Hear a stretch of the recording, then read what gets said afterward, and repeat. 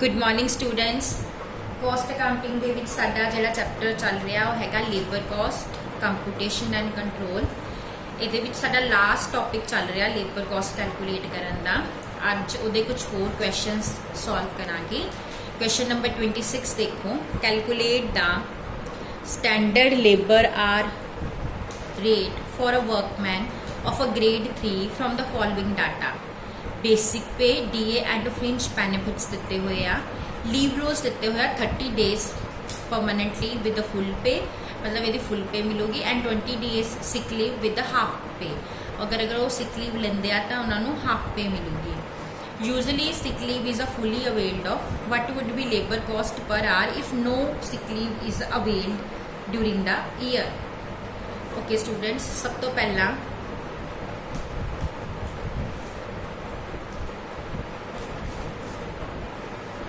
जी सानू कॉस्ट दी हुई आ वो पर मंथ दी हुई आ, असी पर ईयर भी कैलकुलेट करांगे। सब तो पहला बेसिक पे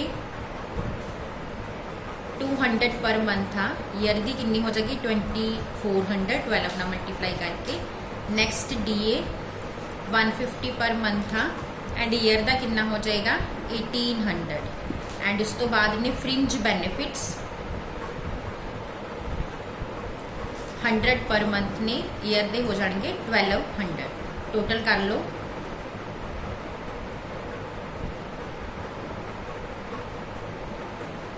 5400। हुण इहदे विचों लैस करांगे असी सिक लीव दियां जिहड़ी सानू हाफ पे या वेजिस देनियां पईयां ना। सो असी हाफ पे दियां सानू वेजिस देनियां पै रही, मतलब हाफ असी देनियां आ ते हाफ असी नहीं देनियां। ਇਹਦਾ मतलब ਅਸੀਂ ਜਿਹੜੀਆਂ हाफ नहीं ਦੇਣੀਆਂ ਉਹਨਾਂ ਦੀ ਕਿੰਨੀ कॉस्ट पेगी वो माइनस करांगे। देखो ये ਤੁਹਾਡੀ ਜਿਹੜੀ कॉस्ट पर मंथ हैगी आ वो हैगी 450 ਦੀ।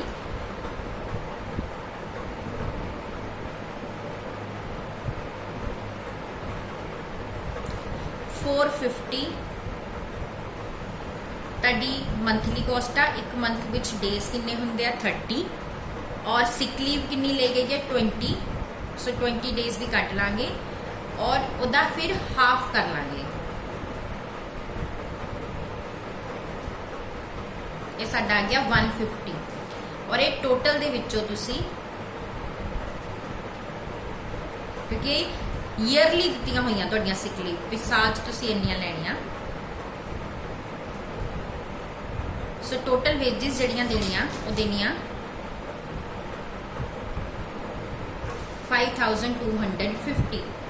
हुण असीं कढनी आ स्टैंडर्ड लेबर आर रेट। सब तो पहला टोटल आवर्स देखो 300 डेज ने, और एक दिन दे असीं जिहड़े हैगे आ किन्ने आवर्स अज्यूम करते हैं, असीं एक दिन दे आवर्स अज्यूम करते हैं 8। ये किन्ने हो गए 2400। हुण इहदे चों लैस कर दो permanent leave hours and sick leaves hours.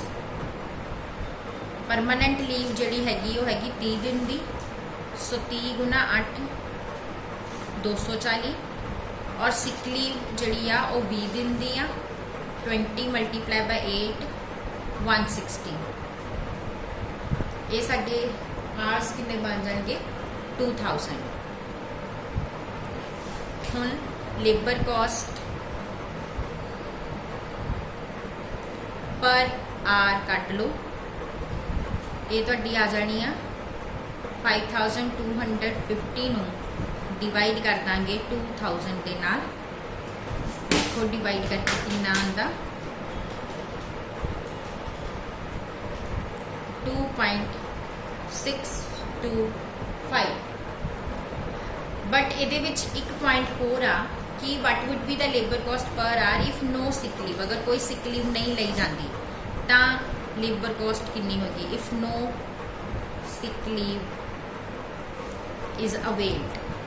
फिर तुहाडी लेबर कॉस्ट पर आवर, पहली गल तो तुसी जिहड़ी लेबर कॉस्ट लैनी आ इस केस दे विच तुसी आ वाली लैनी आ 5400, क्योंकि असी सिक लीव वाली जिहड़ी वेजिस माइनस कीतियां वो फिर माइनस नहीं होनियां, क्योंकि वर्कर्स नूं फुल वेजिस मिलणगियां 5400।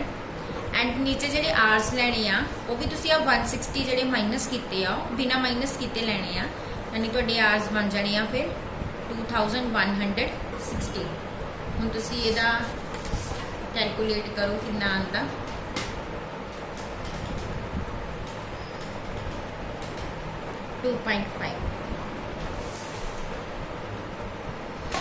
ओके स्टूडेंट हम साढ़े दोनों आंसर आ गए हैं हम नेक्स्ट क्वेश्चन देखो question number 27 the following particulars of MS Sony and company relate to the year ending 31st March 2019 for 30 worker basic DA night shift allowance overtime allowance PF deposit ESI contribution recovery from towards the rent recovery against supply of goods and expenditure for employees amenities ਦਿੱਤੇ ਹੋਏ ਆ PF is a paid in equal share by employer and employee contribution to ESI is in the proportion of 7:5 by employer and employee the workers are entitled to 5% of total days worked as a leave on a full days number of days worked in a year are 300 normal idle time is a 5% and assuming that all the items are evenly spread over all the days in a year find out the total wages total cash payment to workers and per hour per labor wages and the daily working hours are 8 ਹੁਣ ਇਹਦੇ ਵਿੱਚ total wages ਵੀ ਕੱਢਣੀਆਂ ਆ and ਜਿਹੜੀ cash payment ਹੋਣੀ ਆ workers ਨੂੰ ਉਹ ਵੀ ਕੱਢਣੀ ਆ ਸਭ ਤੋਂ ਪਹਿਲਾਂ ਟੋਟਲ ਵੇਜਸ ਕੱਢ ਲੈਣੇ ਆ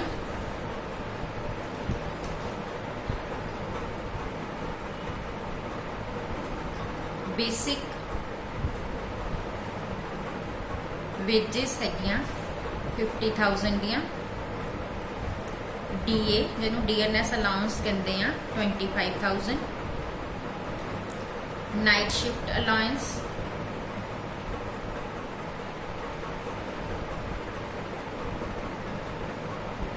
9,600 ओवर टाइम अलाउंस 7,000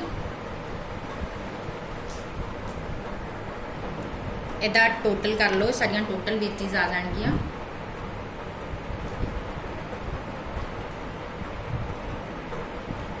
91,600 साड़ी आ गई टोटल वेजेस हुण इहदे चों लैस करांगे डिडक्शंस ताकि नैट वेज बिल कढ़िया जा सके डिडक्शन दे विच सब तो पहला है दिता होया तुहानूं ESI कॉन्ट्रीब्यूशन दिती हुई आ रिकवरी टूवर्ड्स रेंट दिता होया आ रिकवरीज ऑफ गुड्स सप्लाई दित्तियां हुई आ सो आपां की करना सब तो पहला जिहड़ा तुहाडा PF डिपॉजिट आ प्रोविडेंट फंड डिपॉजिट इहदा कढ लो PF टोटल 12,000 आ और दोनों इक्वल शेयर दे विच दे रहे आ इहदा मतलब इनू 2 नाल डिवाइड कर लो 6,000 आ जाएगा उस तो बाद ESI हैगी आ 2,808 2,808 नूं इंप्लॉई का शेयर जिहड़ा आ 5/12 कर लो ये साडा आ जाना 1170 उस तो बाद रिकवरी टूवर्ड्स रेंट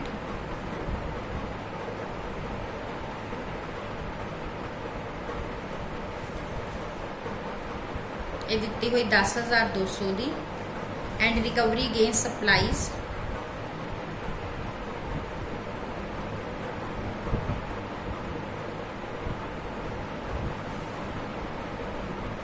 ये दिती हुई है 16,000 इनू माइनस करांगे साडी कैश पेमेंट निकल आएगी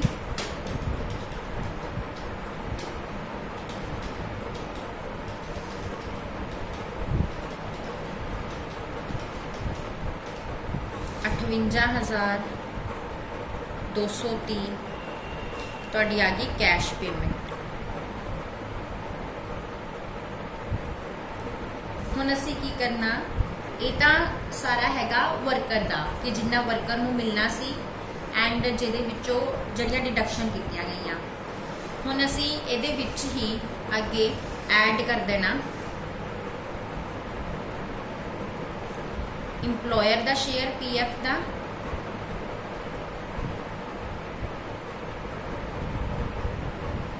छे हज़ार ओदा सी, 6000 ओदा। ESI का शेयर, ESI 7/12 कर लो।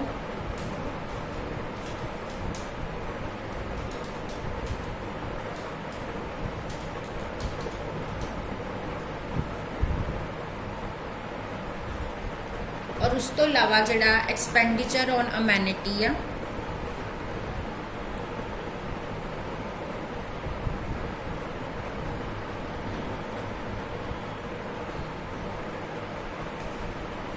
$4730। हुण इहदे विच तीनों अमाउंट प्लस कर दो।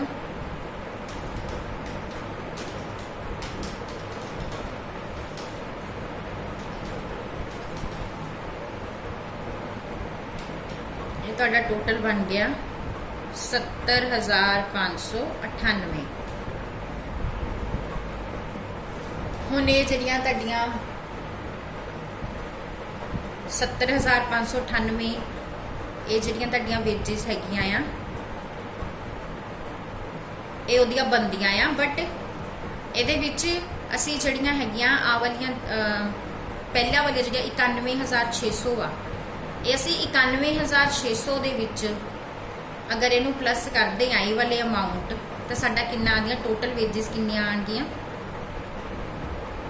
91,600 plus 6,000 plus 1,638 and plus 4,730।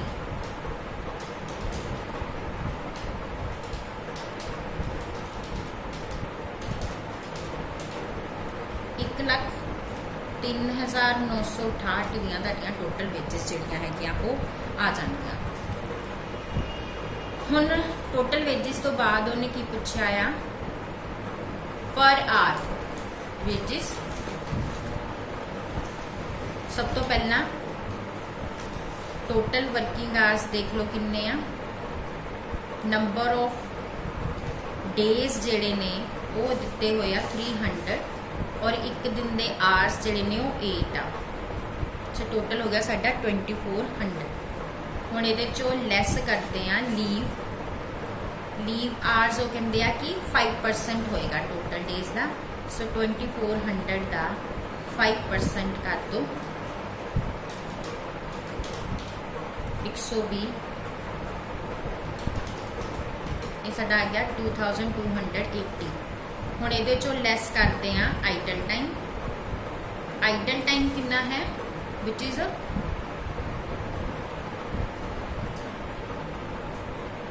Idol time question दे विच 5% आ, आइडल टाइम भी 5% आ। सो हुण इहदा 2280 का 5% करांगे,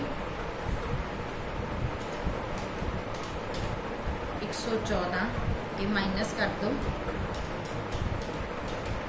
ये तुहाडे बन गए नंबर ऑफ आवर्स वर्कड।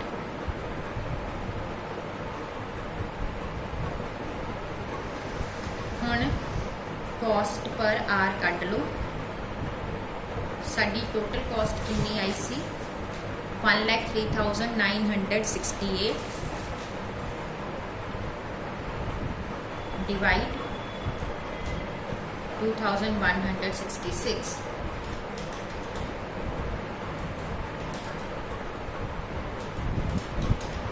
ये साडा आ गया 48। एक मिनट, ये साडा आ गया 48। बट स्टूडेंट्स इस क्वेश्चन सानू नंबर ऑफ वर्कर्स जिहड़े दिते हुए आ 30 आ। So labour rate per hour per worker कितना आएगा, असी 48 नू 30 ना डिवाइड करांगे 1.6। सो इस तरीके नाल ये साडा क्वेश्चन हो गया। उस तो बाद नैक्सट क्वेश्चन देखो, क्वेश्चन नंबर 28। ये भी इदां दा ही क्वेश्चन आ। सैलरी दिती हुई आ, DA दिता होया आ। DA अलग अलग लेना तुसी, जिदा पहले 100 ते 400 देना, अगले 100 ते 100, यानी टोटल 500 हो गया। बैलेंस सैलरी बची 50, ਉਹਦਾ 50%, 50% कितना आना 25। सो DA तो देना 525।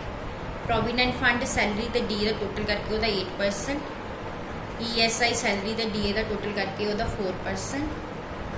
ओके स्टूडेंट्स, एंड उस तो बाद बोनस सैलरी ते DA का टोटल करके ਉਹਦਾ 20%। उस तो इलावा अदर अलाउंसेस भी दिते हुए आ, वो भी ऐड कर लेने, तुहाडियां टोटल जड़ियां हैगियां अर्निंग्स आ जाएंगियां। उस तो बाद असी की करना आ, सानू आर्स दिते हुए 2400, जिस 400 नॉन प्रोडक्टिव ने, असी वो माइनस कर देंगे, साढ़े कोल बचनगे 2000 आर्स। सो असी रेट पर आर कट लेना, पहले साडियां वेजिस असी कट लेंगे, उन्होंने 2000 नाल डिवाइड करके। चलो ये भी क्वेश्चन सॉल्व कर लेने आ।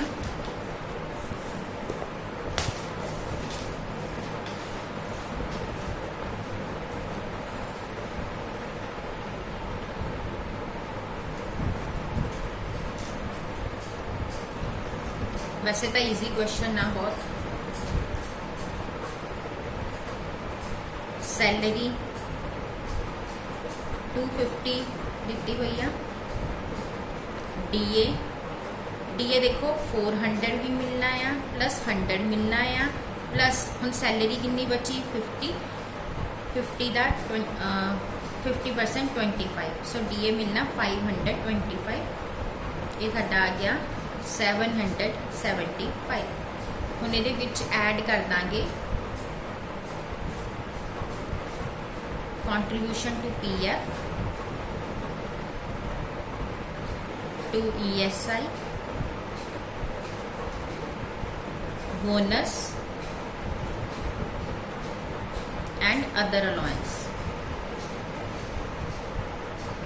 टोटल तुहाडा कितना बनिया 775 बनिया ना। सो तुसी 775 का PF की जिहड़ी कॉन्ट्रीब्यूशन हैगी आ, वो देखो कितनी आ,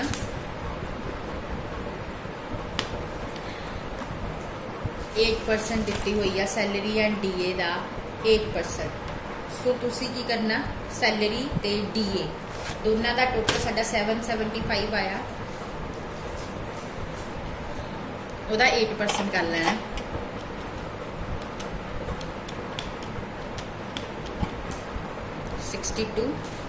ESI की कॉन्ट्रीब्यूशन कितनी है 4%।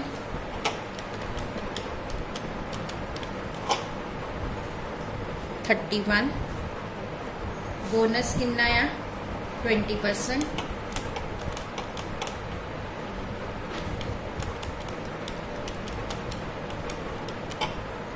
$155। अदर अलाउंसेस जेडे एनुअली दिते आ, और ये साडी सारे मंथली आ गया। पहले इसका टोटल कर लो,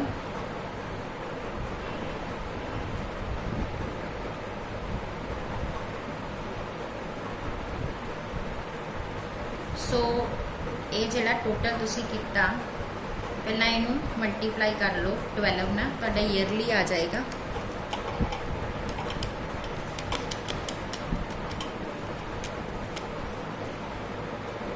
ये साडा आंदा 12,276। हुण इहदे विच ऐड कर दो अदर अलाउंस,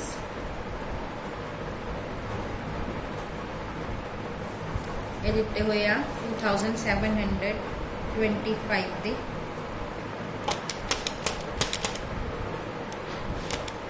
साडा टोटल आ गया 15,001। हुण सानू टोटल आवर्स दिते हुए 2400, इहदे विचों लैस कर दांगे नॉन प्रोडक्टिव आवर्स 400, ये साडे कोल बचे 2000। असी हुण कैलकुलेट करनी लेबर कॉस्ट पर आवर।